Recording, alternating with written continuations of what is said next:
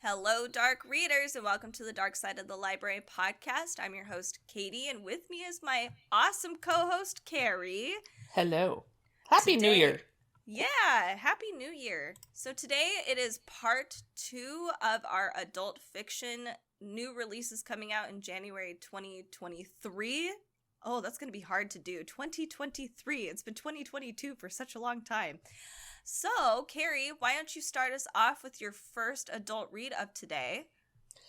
This is a book that you're going to see all over TikTok, Bookstagram, BookTube, Book Pinterest, whatever that's called. It is the new Grady Hendrix novel, How to Sell a Haunted House. It comes out January 17 from Berkeley Books. So when Louise finds out that her parents have died, she dreads going home. She doesn't want to leave her daughter with her ex and fly to Charleston.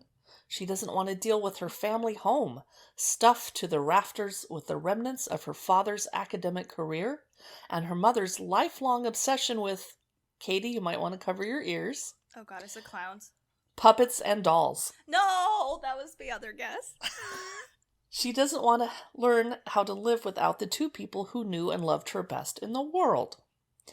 Most of all, she doesn't want to deal with her brother Mark, who never left their hometown, gets fired from one job after another, and resents her success. We all have people like that in our lives. Mm-hmm. Unfortunately, she'll need his help to get the house ready for sale, because it'll take more than some new paint on the walls and cleaning out a lifetime of memories, not to mention puppets and dolls, to get this place on the market. But some houses don't want to be sold, and their home has other plans for both of them. I love that. I am so looking forward to this book. It's How to Sell a Haunted House by Grady Hendrix. That's awesome. I might give that one a try. The one book that I did read from his, I didn't like necessarily, but I've heard mixed reviews of his stuff. So, yeah. Stephen King's kind of the same way too. All right, my next or first book of today is called I Keep My Exoskeletons to Myself. This is by Marisa Crane, and it comes out January 17th. This is a mix between Black Mirror, which already piques my interest, and I've never heard of this. It's called Department of Speculation. So in a United States not so unlike our own, the Department of Balance has adopted a radical new form of law enforcement. That seems contradictory. Rather than incarceration, wrongdoers are given a second and sometimes third, fourth, and fifth shadow as a reminder of their crime and a warning to those they encounter. Whoa. I don't know how you give someone a shadow, but I'd like to try. Okay. Yes. God, that's cool. Within the department, corruption, of course, and prejudice run rampant, giving rise to an underclass of so-called shadesters who are disenfranchised, publicly shamed, and deprived of civil rights protections. Kress is a shadester and a new mother to a baby born with a second shadow of her own. Grieving the loss of her wife and thoroughly unprepared for the reality of raising a child alone, Kress teeters on the edge of collapse, fumbling in a daze of alcohol, shame, and self-loathing. Yet, as the kid grows, Kress finds her footing, raising a child whose irrepressible spark cannot be dampened by the harsh realities of the world. She can't forget her wife, but with time, she can make a new life for herself and the kid, supported by a community of fellow misfits who defy the department to lift one another up in solidarity and hope. Yeah, good for them. Yeah, I definitely like that. But there is a lot going on in here. With all of the shadow stuff. It sounds really interesting. I'm very curious. So this book is called I Keep My Exoskeletons to Myself by Marisa Crane. My next book is so cheerfully titled Murder Grove. It's by Evie Adamson. It comes out January 24. Death seems to follow her. 2 murders 3 decades apart. In 1990, within the deceptively peaceful woods of her Sussex neighborhood, Mia witnesses the brutal murder of her mother and wakes up in a shallow grave. A man confesses to their murder and later dies in prison, but Mia never comes to terms with her mother's death. After another brush with tragedy in 2021, Mia and her boyfriend Rich move from London to a small Spanish village where they can begin a new life. Good for them. At first, Valverde seems to be everything they could wish for. But when a body is found in the olive grove outside of town, they realize that their would-be safe haven harbors a terrible secret. Will they discover the deadly root of evil before it's too late? Murder Grove is a twisty psychological thriller from the author of 5 Strangers. It's by Evie Adamson. It comes out January 24. My next book is a techno thriller. It is called Observer. It's by Robert Lanza and Nancy Kress. And Nancy Kress is familiar to me. I'm not sure why. She's a fantasy and sci-fi author for many, many years. Maybe, okay, that makes sense. This comes out January 10th. This is a mind-expanding journey to the very edge of science. Caro Soames Watkins, a talented neurosurgeon whose career has been upended by controversy, is jobless, broke, and the sole supporter of her sister, a single mother with a severely disabled child. When she receives a strange job offer from Nobel Prize-winning scientist Sam Watkins, a great uncle she barely knows, desperation forces her to take it in spite of serious suspicions. Watkins has built a mysterious medical facility in the Caribbean to conduct research into the nature of consciousness, reality, and life after death. Helped in his mission by an old friend, eminent physicist George Weigert, a young tech entrepreneur, Julian Day, Sam has gone far beyond curing the body to develop a technology that could solve the riddle of mortality. 2 obstacles stand in their way. Someone on the inside is leaking intel, and Watkins's failing body must last long enough for the technology to be ready. As danger mounts, Caro finds more than she bargained for, including murder, love, and a deeper understanding into the nature of reality. So this sounds really interesting. It's a thriller. It will lead you to think about life and the power of the imagination. It sounds really cool. This is by Robert Lanza and Nancy Kress. This is Observer, and it comes out January 10th. So who's ready for another Buffy the Vampire Slayer book? Me! I am!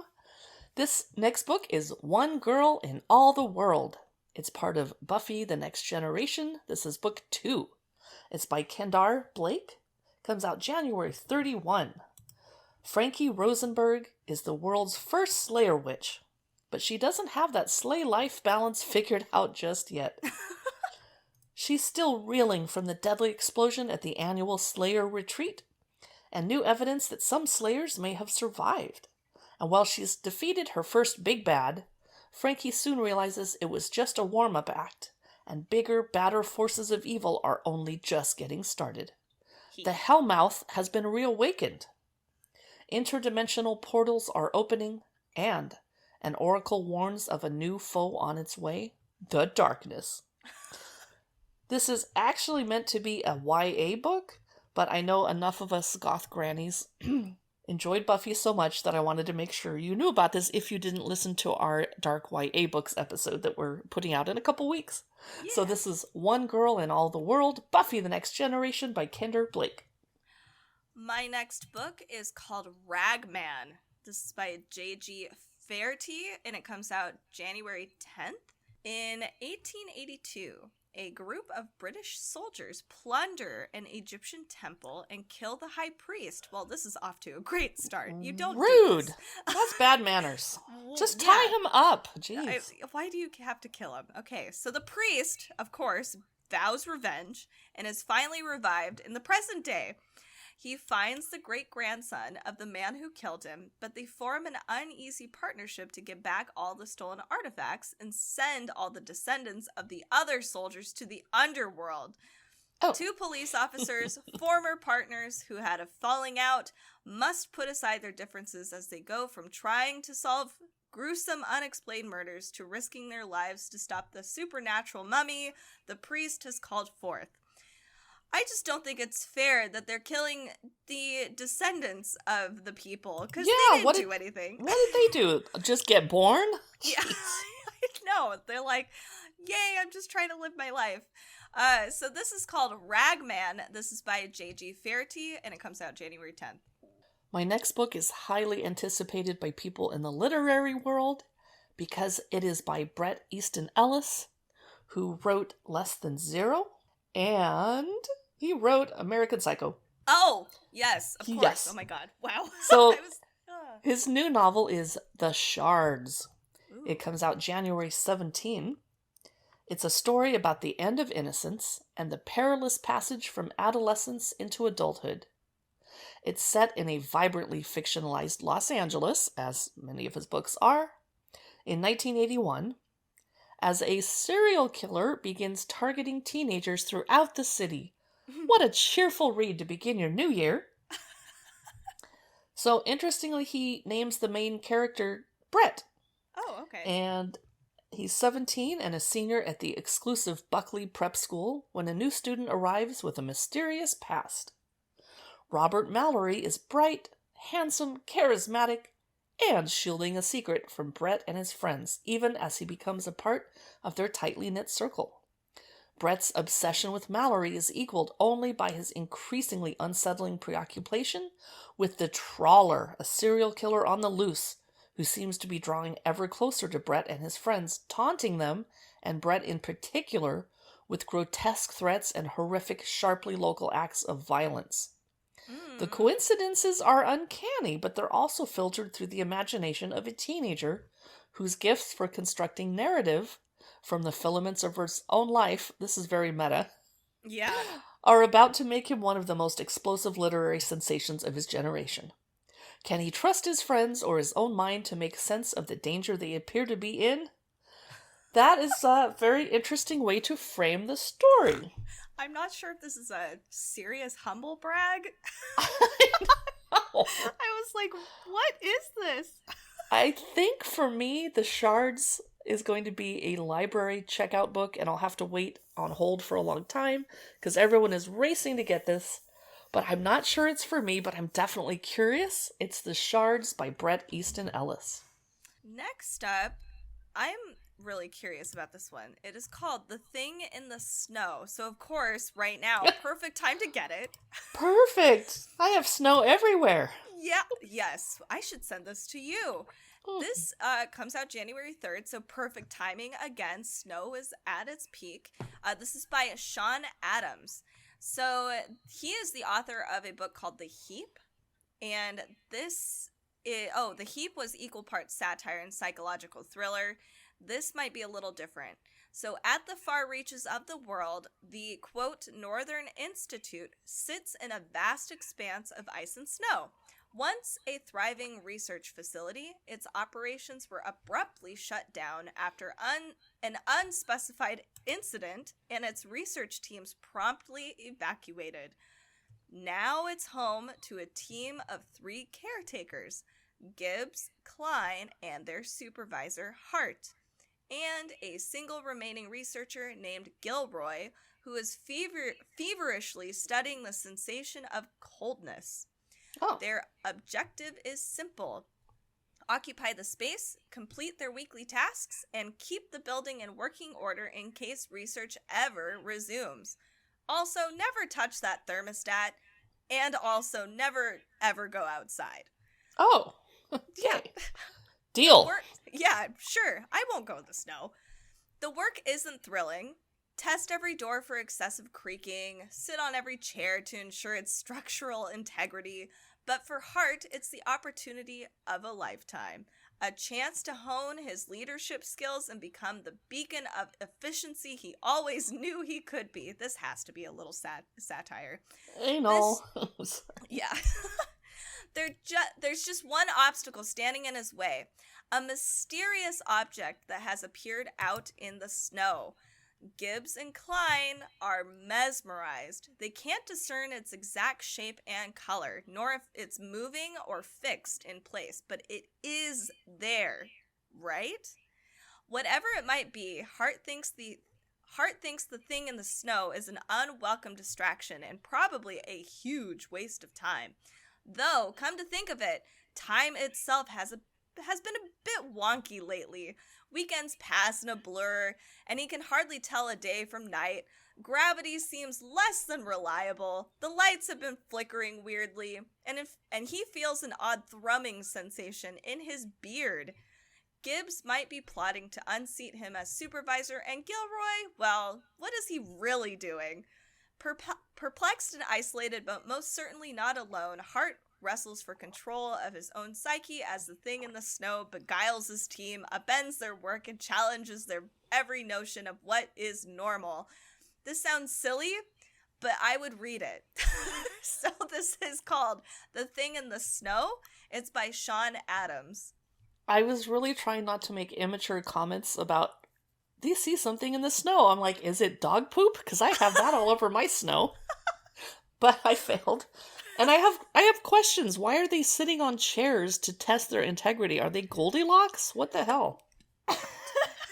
I'm sorry. That just yes, they might be. Oh my god. No, I admit I'm intrigued, and I'm probably going to pick that one up and check it out. Yeah. My next book is called VAMPS, Fresh Blood, a novel by Nicole Arend. It comes out January 3. It's a new paranormal series that transports us to an elite vampire academy where a half-vampire, half-human must hone his bloodthirsty side in order to survive in a cutthroat world. This seems like a YA book, but it is not. It's a romantic fantasy and dark fantasy book. Nestled in the Swiss Alps, VAMPS is the ultimate academy for the children of the most wealthy and powerful vampire families. Unfortunately for Dylan, he's an outsider. To be more specific, he's a damper, a vampire that is half human. If he wants to survive more than a single term, he's going to need to embrace his fangs. But blood never lies, and soon it becomes clear there's something special and deadly in Dylan's veins. But as his power grows, so does the target on his back. That sounds like a fun little read. How many pages is it? Well, 336. That could be a nice snowy afternoon read. That's VAMPS Fresh Blood by Nicole Arend. I saw that one too, and I've seen a lot of people raving about it. I want to pick it up, but it also reminds me of Vampire Harry Potter a little bit. I don't know why, but it's for adults. Anyway, my next book is called The Villa. This is by Rachel Hawkins, and it is a wicked gothic suspense set in a Italian villa with a dark history. Ooh. I'm excited. And there's lemons all over the cover. It's very vibrant for a dark book. As kids, Emily and Chess were inseparable, but by their 30s, their bond had been strained by the demands of their adult lives. So when Chess suggests a girls' trip to Italy, Emily jumps at the chance to reconnect with her best friend. Aww. Villa Estes in Orvieto is a high-end holiday home now, but in 1974, it was known as Villa Rosato, and rented for the summer by a notorious rock star, Noel Gordon. In an attempt to reignite his creative spark, Noel invites up-and-coming musician Pierce Sheldon to join him. There's already a lot of characters, and we have more coming. He also invites up Pierce's girlfriend, Mari, and her stepsister, Laura, but he also sets in motion a chain of events that leads to Mari writing one of the greatest horror novels of all time. Laura... I see where they're going with this. Oh, you do? Okay, good. I was like, wow, there's a lot going on. Laura composing a platinum album and ends in Pierce's brutal murder. As Emily digs into the villa's complicated history, she begins to think there might be more to the story of that fateful summer in 1974. That perhaps Pierce's murder wasn't just a tale of sex, drugs, and rock and roll gone wrong, but that something more sinister might have occurred, and that there might be clues hidden now, iconic works that Mari and Laura left behind. Yet, the closer that Emily gets to the truth, the more tension she feels developing between her and Chess. As secrets from the past come to light, equally dangerous betrayals from the present also emerge. and it begins to look like the villa will claim another victim before the summer ends. I love how cheerfully you read that. So apparently it is inspired by Fleetwood Mac, the Manson murders, and the infamous summer Percy and Mary Shelley spent with Lord Byron at a Lake Geneva castle. Okay, which is the birthplace of Frankenstein. Okay, my brain is catching up now. I was waiting for it. I knew you were going to oh! Oh my god. It's clearly Monday and I might be getting sick. Anyway, this is called The Villa. It is by Rachel Hawkins and it comes out January 3rd. I bet this is going to be really good. I'm definitely going to have to grab it because I love origin stories of Frankenstein and mashups and retellings. Love it. Yes. My final book today is one of my favorite types. It's set in the dark woods. Ooh. It is What Lies in the Woods by Kate Alice Marshall. It comes out January 17. So Naomi Shaw used to believe in magic. 22 years ago, she and her two best friends, Cassidy and Olivia, spent the summer roaming the woods, imagining a world of ceremony and wonder. They called it the Goddess Game. The summer ended suddenly when Naomi was attacked. Miraculously, she survived her 17 stab wounds and lived to identify the man who had hurt her. The girl's testimony put away a serial killer wanted for murdering 6 women. They were heroes, and they were liars. Ooh. For decades, the friends have kept a secret worth killing for. But now Olivia wants to tell, and Naomi sets out to find out what really happened in the woods, no matter how dangerous the truth turns out to be. I need this. Yeah, that's cool. That's What Lies in the Woods, a novel by Kate Alice Marshall. It's by Flatiron Books and comes out January 17. I'm definitely grabbing a copy. That's right up my alley. Mm-hmm. So that is the end of our second part of dark adult fiction coming out January 2023.